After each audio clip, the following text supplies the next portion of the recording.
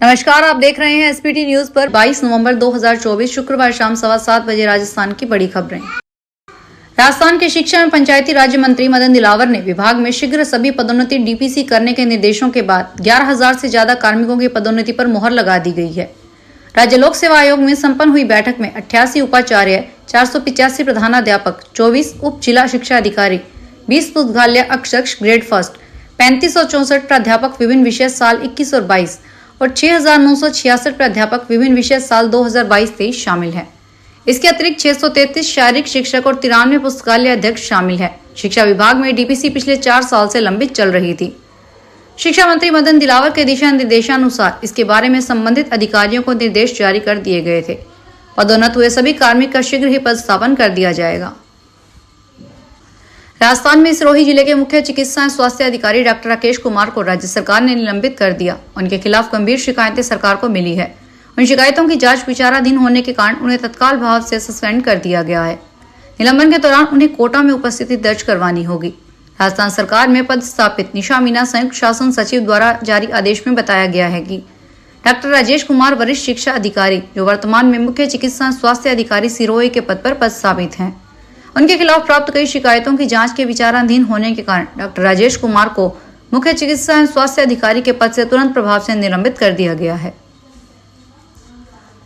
Jaipur police ने जवाहर नगर इलाके में मोबाइल शोरूम में चोरी की बड़ी वारदात का खुलासा किया है। पुलिस आयुक्त जयपुर बीजू जॉर्ज जोसेफ ने बताया, 6 नवंबर की अल सुबह जवाहर नगर में हॉटस्पॉट मोबाइल की दुकान में नकबजनी की वारदात हुई थी।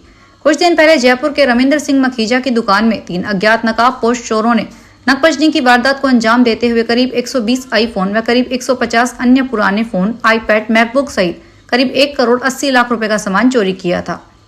पुलिस टीम ने करीब 10,000 किलोमीटर की दूरी तय करते हुए 300 के करीब सीसीटीवी फुटेज चेक किए। देवास, इंदौर, उज्जैन, मुंबई से करीब 30 मुखबिर तैयार किए। 1000 से अधिक कॉल डिटेल्स का गहन विश्लेषण किया। विभिन्न साइबर टूल्स एवं एप्स का असाधारण उपयोग कर मुस्लिमानों के बारे में जानकारी कर बदमाशों को गिरफ्तार करने में कामयाबी हासिल की है।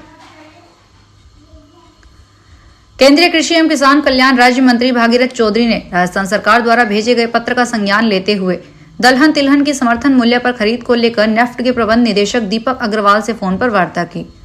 उन्होंने राजस्थान में मूंग, उड़द, मूंगफली और सोयाबीन जैसी फसलों की खरीद सुनिश्चित करने के लिए आवश्यक दिशा निर्देश जारी किए हैं। दरअसल राजस्थान सरकार ने हाल ही में खरीफ 2024-25 की दलहन तिलहन फसलों की खरीद के लिए पीएसएस योजना के तहत भारत सरकार के अतिरिक्त समर्थन और खरीद की मांग की थी। इसी साल 6 मार्च को एसओजी टीम ने राजस्थान पुलिस अकेडमी में पहली कार्रवाई की थी। यहां से 15 ट्रेनी एआई अफसर को गिरफ्तार किया था। सब इंस्पेक्टर भर्ती 2021 के पेपर लीक मामले में हाईकोर्ट ने 10 ट्रेनी सब इंस्पेक्टर को जमानत दे दी। वहीं 9 आरोपियों की अपील खारिज की है। इन सभी ट्रेनी सब इंस्पेक्टर पर आरोप था कि लिखित परीक्षा से पहले इनके पास पेपर पहुंचा था। उन्होंने अन्य अभ्यर्थियों से भी पेपर शेयर किया था।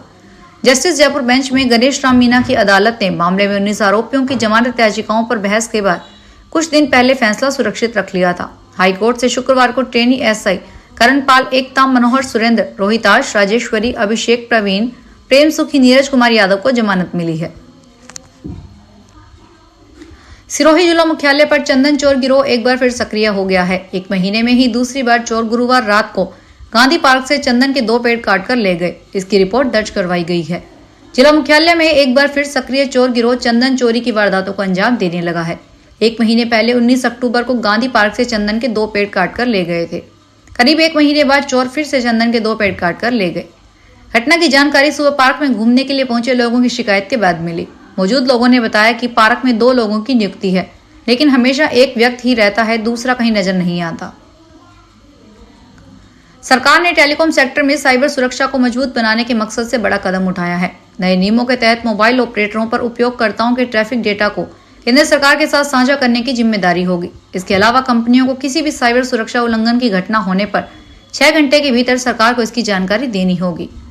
सरकार ने मोबाइल फोन बेचने वाली कंपनियों को निर्देश दिया है कि भारत में निर्मित या अज्ञात किए गए सभी डिवाइसों के अंतरराष्ट्रीय मोबाइल उपकरण पहचान संख्या का पंजीकरण अनिवार्य रूप से किया जाए। यह कदम फर्जी उपकरणों और अवैध गतिविधियों पर रोकने के लिए उठाया गया है। अलवर के निजी स्कूल चिनार पब्लिक स्कूल के मालिक और उनकी पत्नी डकैती के बाद से डरे हुए हैं। बदमाशों ने बुजुर्ग दंपति से बेरहमी से हाथापाई कर रस्सी से कसकर बांधा था।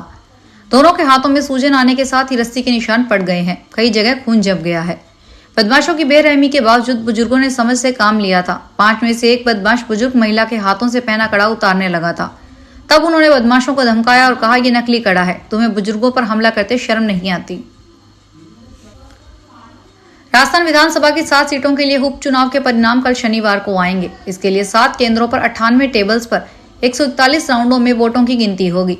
यह गिनती इन विधानसभा सीटों पर 7 जिलों मुख्यालयों झुंझुनू, अलवर, दौसा, टोंक, नागौर, उदयपुर और डूंगरपुर पर होगी।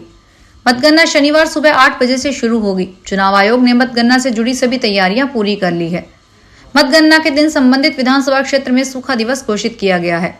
राजस्थान के मुख्य निर्वाचन अधिकारी नवीन महाजन ने बताया कि सूबे की 7 विधानसभा सीटों झुंझुनू, रामगढ़, दौसा, देवली, उनियारा, खींवसर, सलूम्बर और 84 के उपचुनाव का परिणाम 23 नवंबर को घोषित किया जाएगा। सुबह 8 बजे सबसे पहले पोस्टल बैलेट के माध्यम से डाले गए मतों की गणना शुरू होगी। सेवा नियोजित मतदाताओं की ओर से और होम वोटिंग के जरिए डाले गए मतों की गिनती के लिए 39 और 28 टेबल स्थापित की गई है। भीलवाड़ा के सुभाष नगर थाना पुलिस ने चैन लूट मामले में एक आरोपी को गिरफ्तार किया है। वहीं एक बाल अपचारी को डिटेन किया गया है। सुभाष नगर थाना प्रभारी शिवराज गुर्जर ने बताया, सुभाष नगर थाना क्षेत्र के आरसी व्यास कॉलोनी निवासी सुशीला पत्नी राजेश सोनी ने 15 नवंबर को राजेंद्र मार्ग स्कूल से स्कूटी पर घर आ रही थी। इसी दौरान गायत्री मंदिर से 2 युवक बाइक पर पीछा करने लगे। आरसी व्यास कॉलोनी में पहुंचने के बाद बाइक पर पीछे बैठे युवक ने झपट्टा मारकर सुशीला को स्कूटी से गिरा दिया और सोने की 1.5 तोला सोने की चैन छीन ली। गिरने से सुशीला सोनी को चोटें भी आई है। नागौर के फरदोड गांव के बिजली बिल में जब ग्रामीणों के पास पहुंचे तो ग्रामीणों के होश उड़ गए। बिजली विभाग की लापरवाही इस कदर सामने आई कि घरेलू कनेक्शन पर बिजली के बिल 2 महीने में लाखों रुपए तक पहुंच गए। ग्रामीणों ने इस मामले को लेकर डिस्कॉम के अधिकारियों को अवगत कराया तो डिस्कॉम ने इस गलती पर संज्ञान लेकर जल्द से जल्द उपभोक्ताओं को राहत देने की बात कही है। डिस्कॉम कार्यालय के अधीन आने वाले फरदोड गांव के ग्रामीणों के पास 2 महीने पहले जिनके बिजली के बिल माइनस में थे, उन लोगों के घरेलू कनेक्शन के बिल 2 महीने में जब ग्रामीणों के घर पहुंचे तो हर कोई हैरान था।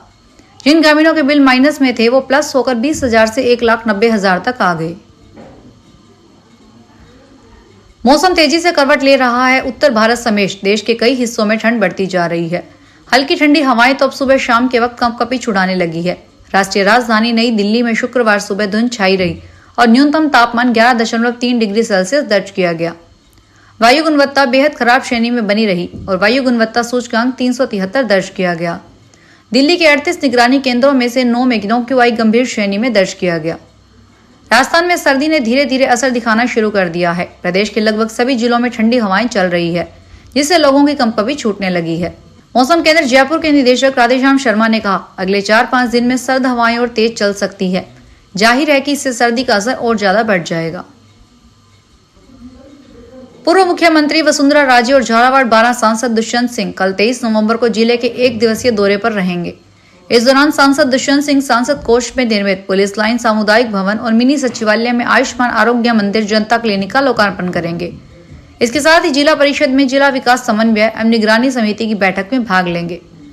भाजपा के पूर्व जिला अध्यक्ष संजय जैन ने बताया कि सांसद दुष्यंत सिंह सांसद कोष में निर्मित पुलिस लाइन सामुदायिक भवन मिनी सचिवालय में आयुष्मान आरोग्य मंदिर जनता क्लिनिक का लोकार्पण करेंगे। निर्जीत एंटरटेनमेंट्स की ओर से क्यूरेटेड फिल्म फेस्टिवल खम्मा घनी जयपुर फिल्म फेस्टिवल के दूसरे सीजन का आगाज भवन सुरुचि केंद्र जयपुर में हुआ। फेस्टिवल के पहले सत्र में भारतीय विद्या भवन के एजुकेशन ऑफिसर A.K. शर्मा और विद्याश्रम स्कूल के प्रिंसिपल प्रीति सांगवान मुख्य अतिथि के रूप में शामिल हुई। पहले सत्र की शुरुआत भवन सुरुचि केंद्र की कंसल्टेंट प्रियदर्शनी के आशीर्वचनों से हुई। खम्मा घनी जयपुर फिल्म फेस्टिवल के पहले दिन 20 से ज्यादा शॉर्ट फिल्मों की स्क्रीनिंग की गई, जिनमें KGFF स्कूल और कॉलेज यूनिवर्स के साथ साथ प्रोफेशनल कैटेगरी में नेशनल और इंटरनेशनल फिल्में शामिल थी। दिल्ली पुलिस की 2 महिला हेड कांस्टेबल ने कुछ ऐसा कर दिया जिसके बाद उनकी चहुं ओर वाहवाही हो रही है। दोनों महिला कांस्टेबल सीमा देवी और सुमन चड्डा ने पिछले 9 महीनों में 104 गुमशुदा बच्चों को ढूंढ निकालने का सराहनीय काम किया है। मार्च से नवंबर महीने के बीच ऑपरेशन मिलाप के तहत उन्होंने हरियाणा, बिहार और यूपी के दूर दराज के इलाकों का दौरा किया और बच्चों को उनके परिवारों से मिलाया।